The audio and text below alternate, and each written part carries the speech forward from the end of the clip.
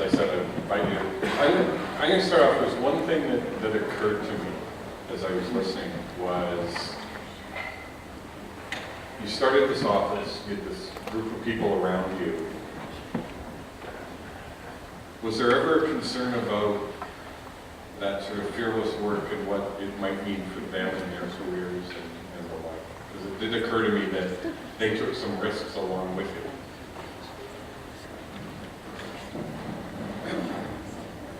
Yeah, unfortunately, there is like a culture of fear in Ottawa right now. So there is, I think a lot of public servants are worried about it. They speak out, you read about it about scientists as an example, and you don't see, you don't see a lot of studies like we used to see on websites, from various departments.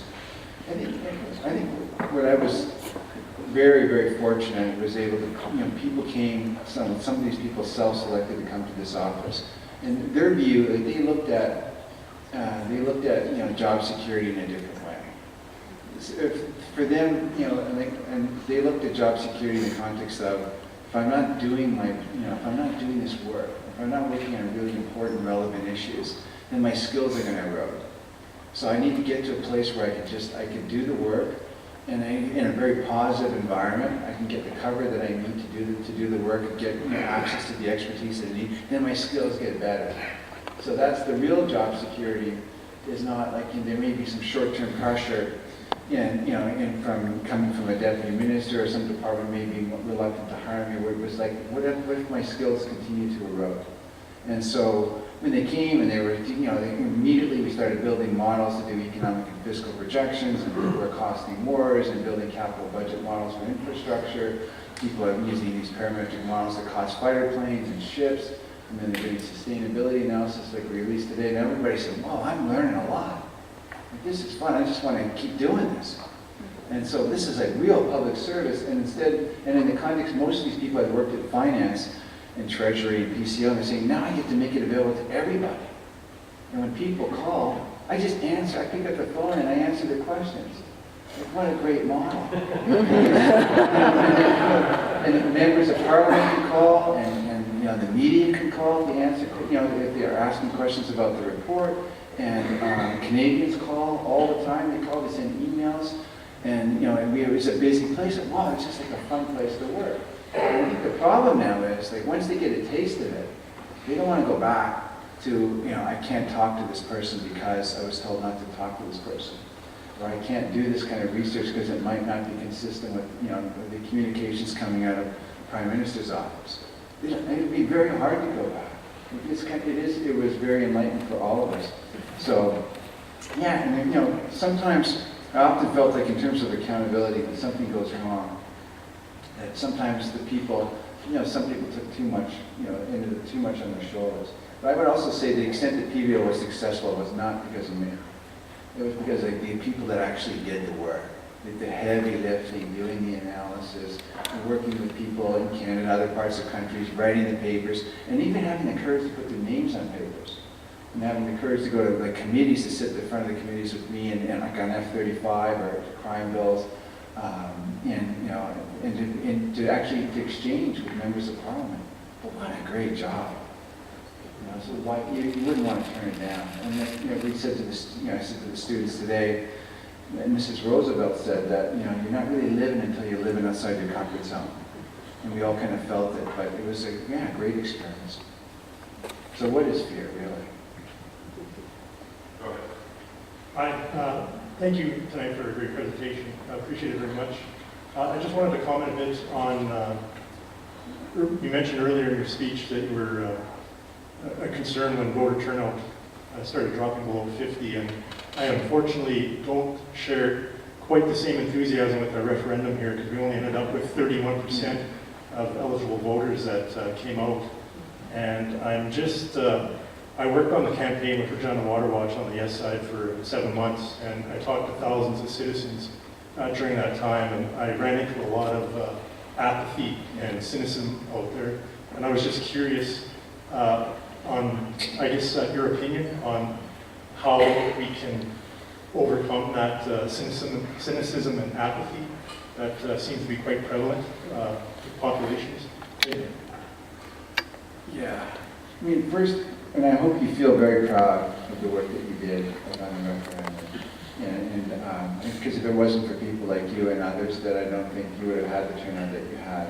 And that is what civic engagement is all. I don't think it's necessarily a win or a loss, but it's people like you that get people activated and knock on people's doors and say, you know, pay attention. You know, maybe as a result they read the article in the Prairie Dog, you know, that I was just looking at on the issue, that, you know, it just encourages that. So I think that, to me, yeah, I think congratulations. And you may, you know, again, you may not get the result, but I think it's the way you approached it, and it's the way you played it. So, you know, what do we do with apathy and indifference and what some people call willful blindness? Like, people know, like, on some of these big issues, like, I mean, it could be climate change issues or some foreign affairs issues. We know we're doing stuff that's wrong, but we just stick our heads in the sand, just pretending that, you know, it's going to get better somehow. I just don't want to look at it. And I think, like, that's why this university plays such an important role. And that's why, you know, the education, you know, and getting, like, having this opportunity to speak to the journalism students that are very engaged, and it plays such a big role. Can you turn this around? Well, we certainly can't turn it around without you. Like, you have to do, and you have to do, you know, and others that have, you know, participated in that just have to feel good about that is the way it's supposed to be done. Yeah, so maybe a third, maybe would have liked higher, maybe would have liked different, you know, numbers in terms of the split of the vote. But, you know, I just know from what I heard today, I knew nothing about that issue coming from Ottawa. I heard about it all day long, and I read about it. So you did something. Yeah, you raised the bar.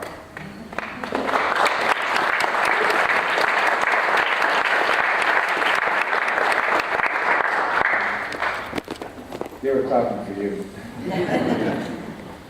And you. Because you were working on this too. And probably a whole bunch of people. I just want to thank you first for your presentation. It was really fantastic, and we really appreciate you coming up tonight. My question is actually about the resources available to scientists and researchers right now.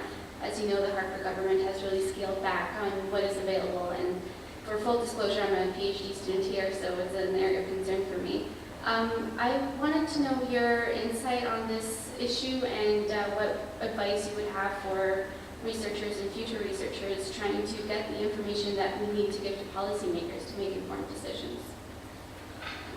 Yeah, okay. Like, for me, when I said early on that I think like 2000, this fall, in the speech in the throne, and the debate about priorities in the election coming in 2015, they're just opportunities. And I think, you know, one of the things I learned, unfortunately, some from personal life, some from professional life, but professionally at PBO, you learn, like, as Einstein saying, you want to look at difficulties or challenges and see the opportunities. And so, like, for me, like, you know, at PBO, they cut our budget. So we would sit back and say, okay, how do we turn this into an opportunity? Or do we just sort of pick up the bags and go? And so we decided, you know what, yours truly is going to whine about it. And we're going to explain to people that, you know, there was a deal that was made, you know, with the Parliamentary budget officer that, you know, that a certain amount of financial due diligence. So I used that as an opportunity to explain, and actually to explain, like, the pressures that are in the system and why you actually need the legislative needed to change. Like, if you want dissonance, if we want to have debate, then you got to protect it. You want auditor generals to be protected, etc. So, like, for scientists, what a great opportunity. You know, we have our speech in the throne, and to come out in this sort of discussion, you're an opposition party to say, this is not tolerable. It's not my country. I don't recognize it. You know, we have, you know, science, you know, whether it's in the Arctic or in fresh waters or, you know, agricultural science or whatever the science is, they need to be going to conferences, they need to be speaking out. We're going to be something different. So actually to change the script, change the channel, to me that's an opportunity. Like, to start to see now that 2015 is going to be different. If you don't like it, I don't know, does anybody like it? I wouldn't think you'd show up to this meeting if you kind of, you're okay, those damn scientists, what are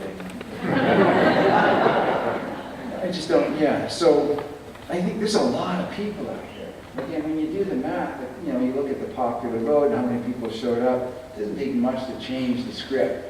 You know, but the thing is, start the debate now.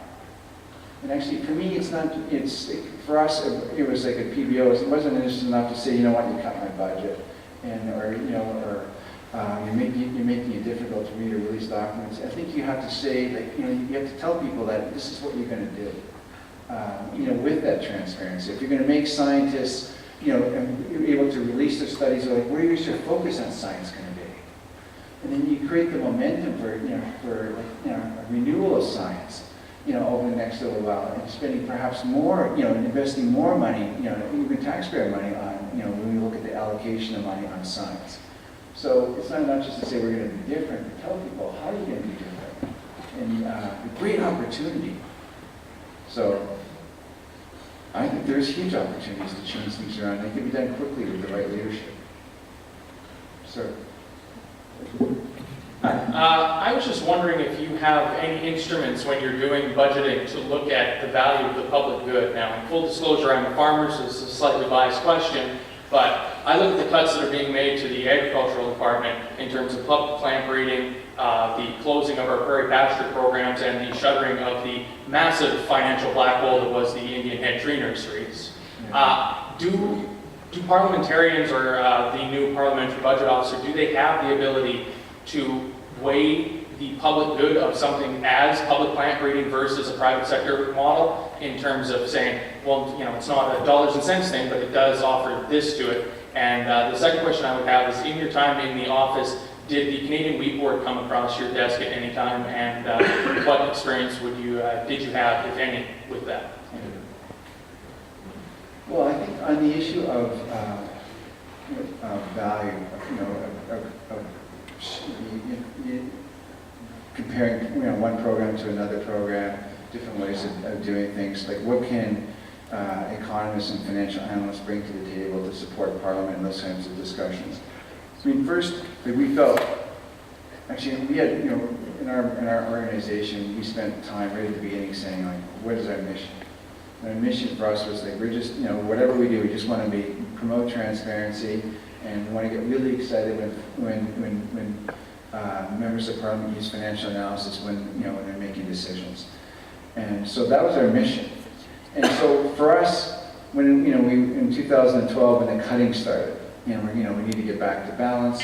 We did analysis on what the impacts of the cuts would be overall, just from a macro perspective. And then, because we couldn't generate a plan ourselves, we couldn't look at the risk around the plan, risk to service levels, that really the impacts that you're referring to, sir, on the farming community, on Canadians as a result. Like, we basically said we got a problem. Like Parliament cannot get this information. So then again, in budgeting, it deals with how you're allocating your money, and across farming programs, other programs. So we never got the plan, and we argued for over a year to say, like, where are those cuts happening? And then, so like my view is, again, going back to we know, and because I was involved as a public servant developing these reviews of departments. Before the department, at some point in time, would have had to go into the Prime Minister's office and the cabinet and said, here's our package of cuts.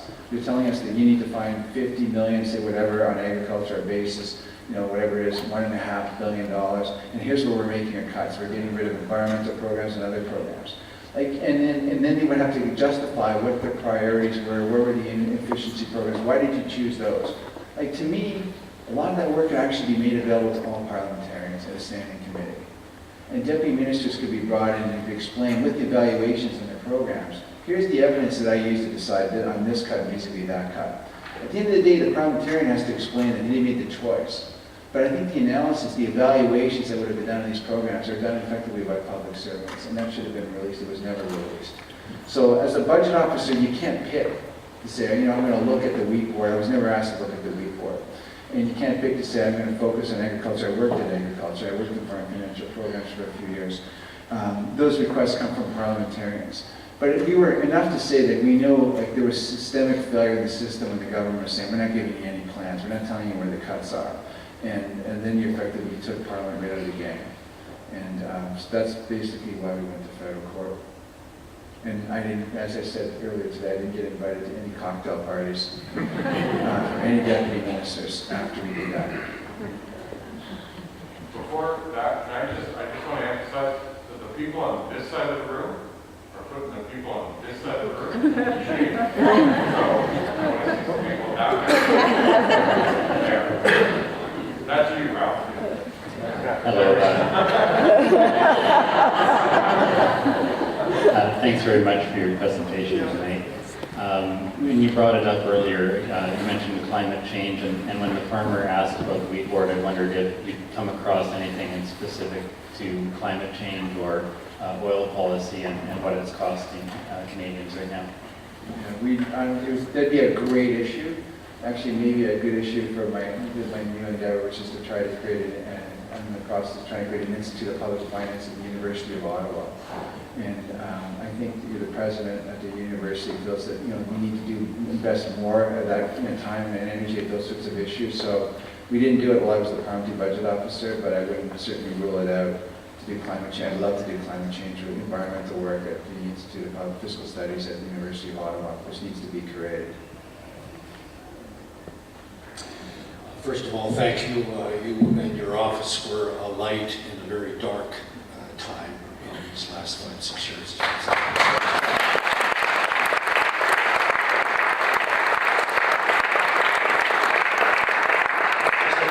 couple of things. I saw written in stone 30 years ago in Minneapolis this quote, and I think it picks up what you were saying earlier in the lecture. It is this: a democracy depends on the active participation of the citizens. I have never forgotten that, and I've tried to shape my life, like in this last Model Watch campaign, participate. But when you have a government, the Stephen Harper government is how he likes to have it called, I believe, which is so dictatorial, which so shuts down facts, shuts down participation of the citizens. One gets kind of weary. So that right after this lecture, I'm going down to the Regina Public Library because there is a documentary which talks about him and the Bush era, and it's called Greedy Lying Bastards. But the question about the F-35s, how could you sustain the energy to keep presenting these facts and the ministers of defense getting up and saying, no, no, no, no, no. Again, just lying to us all. Or Clement and Baird. We took the $50 million that was supposed to be for easing the transportation issues at the border, and we put up a bathroom at a hockey rink, and hey, no problems. As citizens who are seeking to participate and do our job, just as many parliamentarians, how do you react to that? I just don't. Well, I think you have reacted, and I agree with you. You sound like somebody that is very engaged and very informed. So I think you're not the issue. I think it's some of the rest of us that have been less participated, haven't participated at the same level as you have. I think for us as well, like public servants have a role to play. I had a role to play, and to do the analysis that we did, whether it's on those there's like fighter planes. And to be honest, how it felt, it felt pretty scary. Like when we did, when we first came out with our study, I knew the government had released like one sheet of paper and said we can get these fighter planes for $60 billion. And so then we did like a study, and I don't know what it was, 50, 75 pages, and we got it peer reviewed by people in the United States and in Canada, and the numbers were so different. And we were using a model from a UK company that was helping us do this work, and again, we kept going back to peer review, going back to make sure these numbers like in the ballpark. And I remember it was one of a really lonely time. And I actually remember getting a call from a member of Parliament the night before. I was in my office, and he said, "Kevin, it's not going to be an easy day for you tomorrow, releasing that paper." And then we got blasted. And I remember, I remember as well, like we felt comfortable with the work. Like we thought it was very good work. And But then I remember, like, honestly, every year I go to Cuba at a certain time with another family that we lost a child, this other family lost a child, we disappeared for 1 week, and I got a call. And, literally, like, on the beach probably drinking or something. Or smoking a cigar or something. And I got a call, and, it was, the AG report came out. And the Auditor General report basically said that, military officials and bureaucrats, effectively work for the Department of National Defense, went to cabinet with numbers that were bigger than our numbers. So, and again, I had worked in that system in Longevin and taking, I'd be one of those people that would write notes to the Prime Minister saying, this looks good, this doesn't look good, or some version of that, and you should approve this. And once it was approved by cabinet, I would write these these records and stuff. So that was all known. D&D officials, even though they were blasting us for saying, our estimates were grossly exaggerated, while they were doing that, they knew that they went to the Prime Minister to get decision support with numbers that were bigger than ours. And I said, holy smokes. I can't say it felt good, but it just felt like there was a bit of a release that, again, the importance of an Auditor General.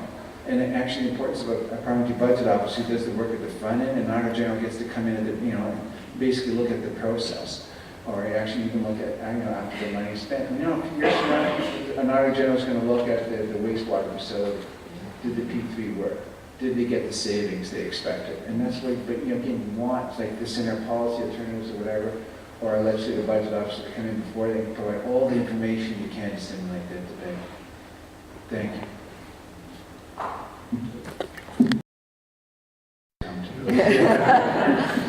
I grew up in Thunder Bay.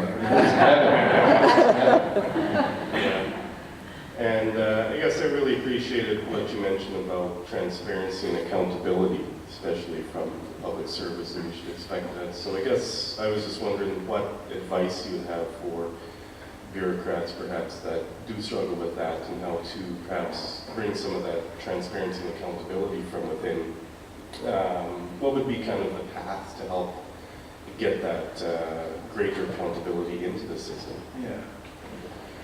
Well, a few weeks ago I was asked to speak at a public service event in Montreal, and I think it was like an IPAC event. There was like 500 people there, and their deputy ministers there, and they wanted me to speak about public service renewal. And I have to tell you that really got me anxious to speak to public servants about public service renewal. And because I felt like we really needed renewal, again, sooner rather than later. And so I basically went and read, the clerk of the Privy Council's office blueprint for renewal, and it said things like, we want to modernize our workplace. I said, everybody wants to modernize their workplace. And then, there were a few other things, become more efficient, et cetera, like that. And I said, I basically read it, and said, that's not a recipe for renewal. So then I went to their values, which I think, values are something like, most people, like we've looking at this room, they don't really change. The world changes, but hopefully you can keep the same values. So I read through the values of the Public Service Charter passed in 2012, and it had things like accountability and transparency on it. It had other things, on it about, being honest and professional, doing good, providing good advice.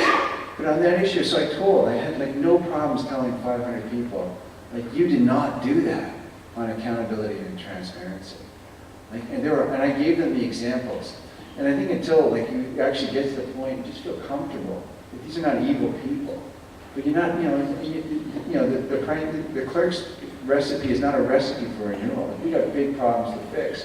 And transparency is one of them. Doing the work, the analysis, making it available to all Canadians so they can see, so they can be held accountable. And I think that is a recipe for renewal. And you know what? You can't get bright students to come to work in the public service and then tell them you can't do the work. All these issues that we're talking about here today, they want to do the work. They want to be motivated to do the work. They want to be inspired to do the work. So, there's a huge opportunity to do renewal in the public service. And how does it happen? I effectively also said I didn't think it was going to happen with the current leadership. Again, I get no invites for parties. And no trouble, you know, and I like these people. I played hockey with some of these deputy ministers. They don't ask me to play hockey anymore with them. I would even prefer to play hockey with them even more now. But they're nice people, and they were under pressure. You know, and I said to them, you know, I said, I don't think when you're thinking about renewal, like you should be thinking 10 years ahead, 5 years ahead, what the world's going to look like. Like 10 years ago, we should be thinking about what if we ran into a government that's very ideological, and a government that wasn't going to share information. How are you going to respond? How do you maintain your values? Again, it was a question we never really anticipated. It seemed like an unknown at that time. But it's not really an unknown. It's not a bad thing to have ideology. But it is a bad thing to say, you know what? I'm going to ignore all the facts. You know, I'm going to make it difficult to get facts out. That is not a good thing. So, I mean, I think public servants, they have to stand up. They have to be, you know, I think I have more faith in the current generation of students that are at the University of Regina that are going to come in and take over these public service jobs, and they're going to make that change happen. That's why I can never turn down an opportunity to be here or work at the University of Ottawa. Like, I do have faith in that generation. But I'm actually really disappointed at my generation for passing off the institutions in the shape that they're in right now. And the fact that we're not dealing with some of these laws. I'm disappointed in myself, but I need to do more. Sir. Mr. Page, your tenure as budget officer has been a remarkable period of professionalism and courage that is truly admired by the vast majority of Canadians. And I think those who are no longer inviting you to cocktail parties are really the losers in that endeavor. There are a lot of ordinary Canadians who would dearly love to have you in their parties.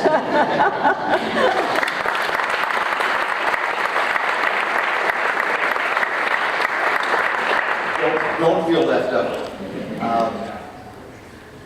I think your work has given parliamentary democracy in this country an opportunity to save itself. And I hope in the period immediately ahead it will take that opportunity.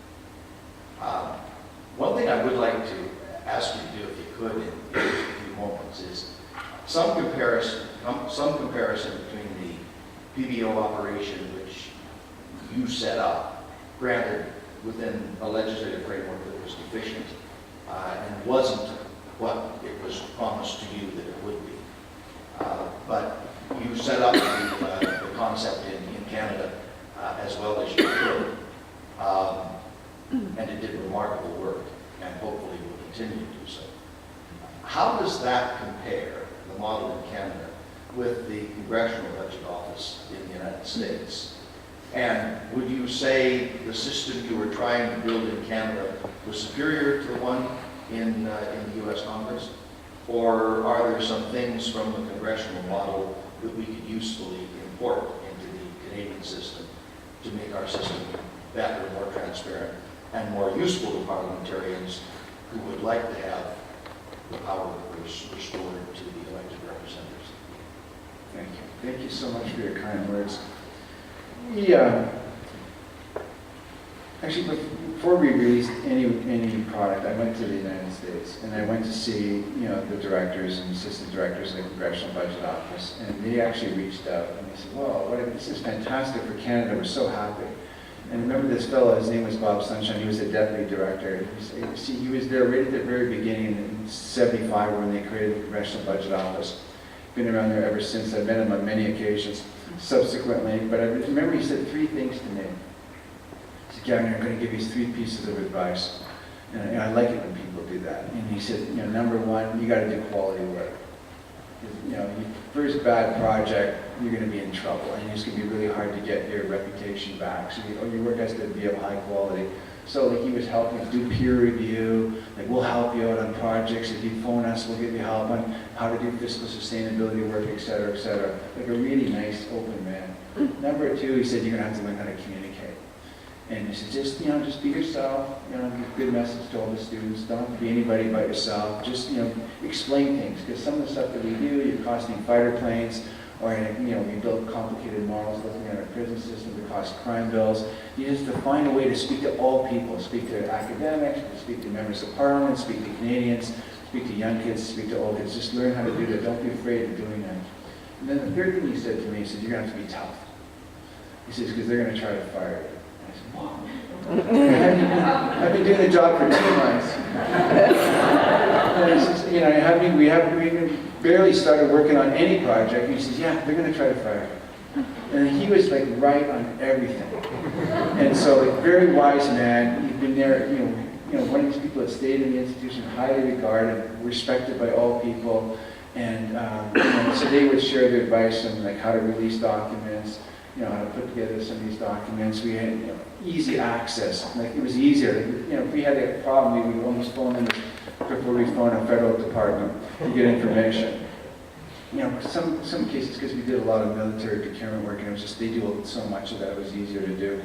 But I think I was always impressed with that office, just the quality of the work they did. Like, you are reading their documents. Way back, I used to forecast the U.S. economy when I was at the Department of Finance in the 80s.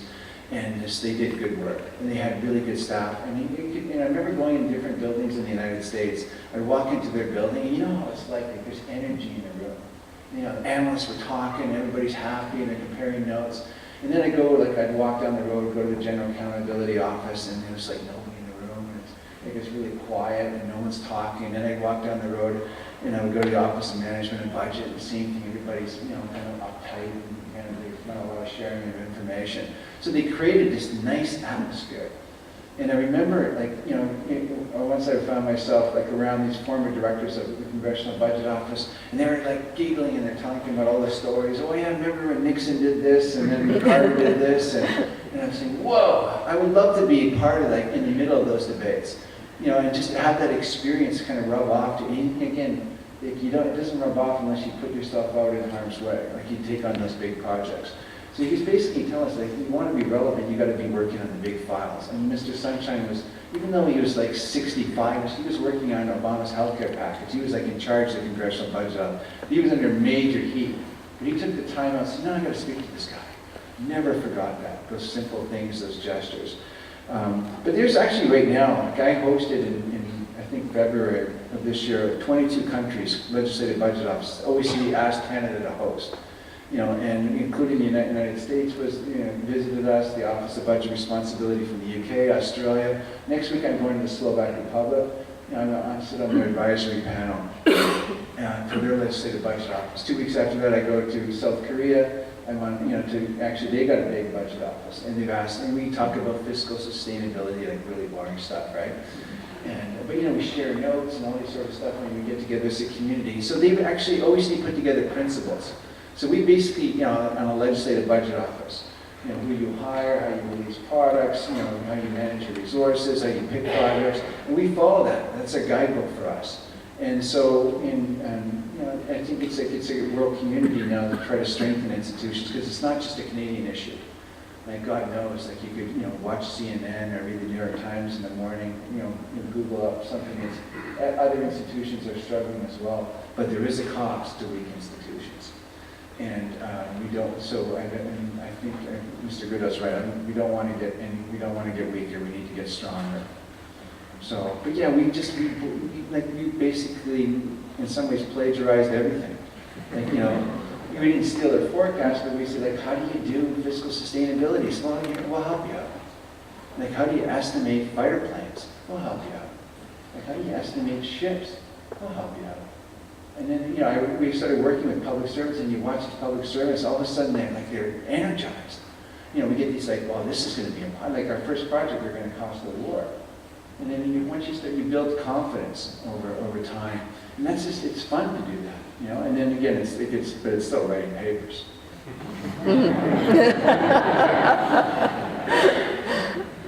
So, but it's that process of, and that's the hard part. It's just amazing to do that. So, for the students that are here today, to get yourself, working, get your chance to meet, these sorts of people that can help you, can learn from, and not be afraid to take in those projects where you can go a long way. Hi there. You mentioned investing money in Aboriginal health and water programs, but those are treaty rights. So I'm just wondering why money would be invested in specific programs that aim to meet those inherent rights of Aboriginal peoples? Yeah, I think the government, the government has a vote, a granted contribution vote. It's probably in the neighborhood of $8 billion, split up with all sorts of things: economic development, health, education, water. I don't know what our spending right now is. I'd probably be in the neighborhood of a few $100 million a year on water programs that's transferred to Aboriginal communities. I mean, I'm not sure if I understand your point. Like, for us, we don't question, like, is there, is this, where's the legislative authority to do this? We are, the government is doing this now. And is that your point? Like, maybe we shouldn't be doing this. We should be finding different relationships with Aboriginal peoples, and we should be transferring these sorts of resources to Aboriginal people. I just mean, like, is it because of the complexities involved in keeping the promises? It seems kind of like a baby step process, like bit by bit, putting money towards water, putting money towards education, health. Like, it seems like possibly a gradual process. Would you call it something like that? Yeah, could you transition to a very different world where actually Aboriginal people are providing like their own, their own health and water kind of resources? But again, these are public goods for the most part. I mean, the big debate that went on in the referendum yesterday was the water issue. We tend to treat these as public goods. Like, everybody should have access to water and should have access to good healthcare programs. Like, I mean, just as a Canadian citizen, until like you can get, if you can improve governance relations, that would be great. But I don't have personally have a problem with us like transferring money to Aboriginal people so they have good health, good water, good educational facilities. I'd rather them have better, especially at a point in time we have a young, as everybody knows, a very young Aboriginal population in this country. Would you say that's like the first step in keeping these promises? Like making programs that are specific to certain things that are their rights? Well, I think if there's different programs, there's programs on land rights, and there's again commitments that we have to Aboriginal people for basic public services. I mean, as your point is that we should rethink that in a kind of a 21st century world. That we should have a different split of resources. As a budget officer, that was never my mandate, to question that stuff. If somebody asked me, again, back to the educational issue where we did do work. Basically, do we have a model in place? If we're responsible for education for Aboriginal people on reserve, and we have these facilities, and we have 800 structures. We spend like $2 billion plus on post-secondary education for Aboriginal people. And I think I was very comfortable looking at that and comparing it with what exists in the provinces, that they provide. So that benchmarking work wasn't like a problem for us to do. I was comfortable doing that. And making questions on should we be spending more or less. I think I'd be happy if parliamentarians voted on specific for Aboriginal people. They voted on economic development programs as a vote. If they voted on health and water programs as a vote, they voted on education as a vote. So that, what often happens in times of stress and budgets are being cut back is that deputy ministers and cabinet ministers are making decisions and nobody sees it. Because all those programs, health and water, economic development, they're all lumped into one big granted contribution vote that's worth about $8 billion. So there's no control. So it becomes very much like that, water, moving monies from border infrastructure to a legacy type program kind of stuff. I think we need, just more transparency like that. Thank you. Thank you. I'd like you to comment on your own risk in your position as PBO. There's the expression, by all means be brave, but don't be suicidal. Do you feel that in retrospect, in some ways, that you were possibly too brave, or in other cases, possibly not brave enough? So if you had it to do all over again, considering what the trade-offs are, that if you're alive, you can do a lot more than if you're not in that job anymore. Yeah. Well, I said to the students today that about 2 years before I took the job, I lost a son in an accident. And he was my oldest son. And so it's just, I said, for me, it was an epiphany. Like, there's no security. There's just no security. Like, people, like, you say, oh, I'm going to be a public servant, and I'm going to have a great career. I'll retire at 65, I'm going to have all these sorts of things. And then, like, boom, all of a sudden, it just disappears everything you love. Gone. And And then like, it's like for me, there's a lot of pain that goes with that. You could do whatever you want with the pain. You could say, I'm going to do something positive to honor memory, or you could say, I'm just going to drink a lot. It felt more better just to say, maybe I could try to do something positive. So like, when you see, like, if there is no security, like financial security, if you can lose your health that quickly, or like, honestly, a few weeks ago we had a train accident about a few blocks from where I live, where we lost 6 people, 2 kids about the same age as my son, who also died by a train. And I ride my bike by that place every day. And I could just imagine what those parents feel like, 21-year-old kids going to Carleton University, God, how does that even happen? The things you love more than anything else in the world, your kids. So then you start to say, then the Prime Minister says, I'm cutting your budget. Fine, cut it. Or the Prime Minister says, or the Cabinet Minister says, you're unbelievable, you're unreliable, you're incredible. Like, I can't believe your estimates. That's fine, we're comfortable with them. Where's yours?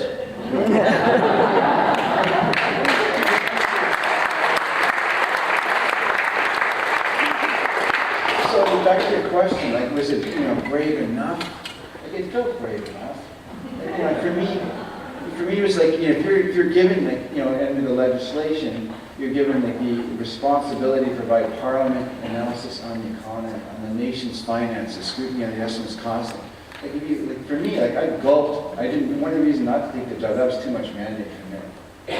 Like, that's just a scary thing, and I wasn't getting the jobs I had before where I could pick up the phone, I could say, I'm phoning for the Prime Minister, I'm in the Privy Council office, I'm the Assistant Secretary, I need some analysis on a tax change, change the tax legislation. And people say, yes, sir, right away. You don't get that help with the Parliamentary Budget Office. So they would, they're not going to be that kind of supportive. So like, it was scary to take on that kind of job. But the team that came that wanted to do the work, they're the real heroes. They actually did the work. And sort of a lot of people, like, there's a lot of Canadians willing to do this. A lot. I think like all the students that I talked to today are more than capable and will do it. Will do it. I felt brave, but not crazy, not suicidal. No, and actually, you know what? When people would say, like, you could lose your job. Like, honestly, I'm making more money than I ever did now. Where's the downside? And I never, honestly, if you don't know me, but I live in a bungalow, far away from town, and I ride my bike to work. Like, I'm not a big shot. And I grew up in a house my dad built. He was a machinist. I don't need it anymore. Like, I already eat too much, I drink too much. What else do I want? I have more than enough clothes than I need. Like, I don't need anything more. Like, actually, I was very happy being a public servant. So, like, where is the fear?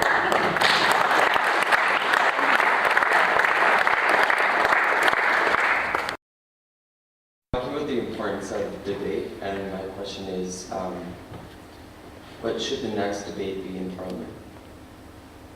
Yeah, I hope, like that speech from the throne, which I've probably tabled, whatever, 15th or 16th, I lost track of time, and in October.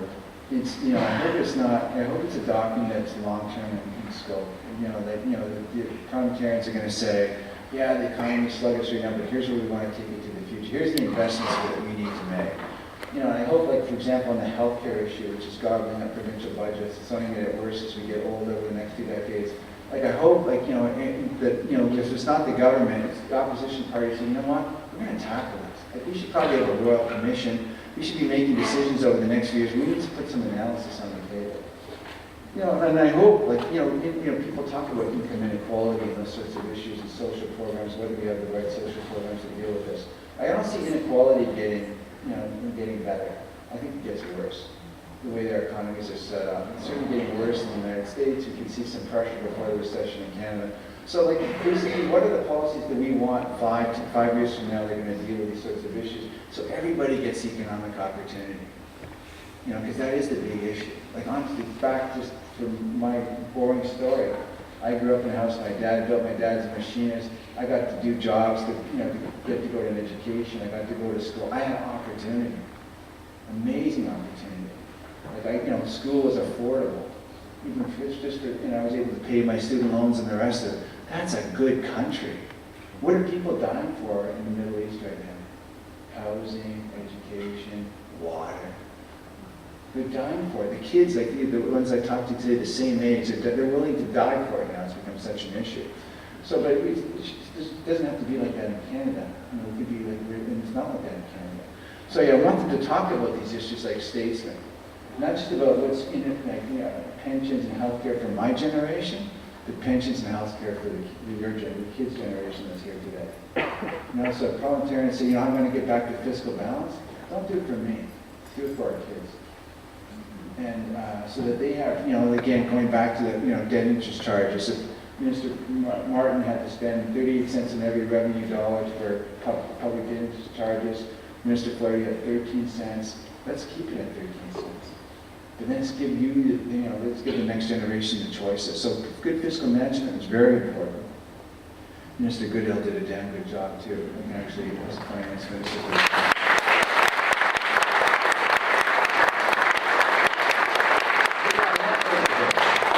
I can go on. You can talk about the environment, et cetera, but I think it's about priorities and policy directions. And then let's start the work.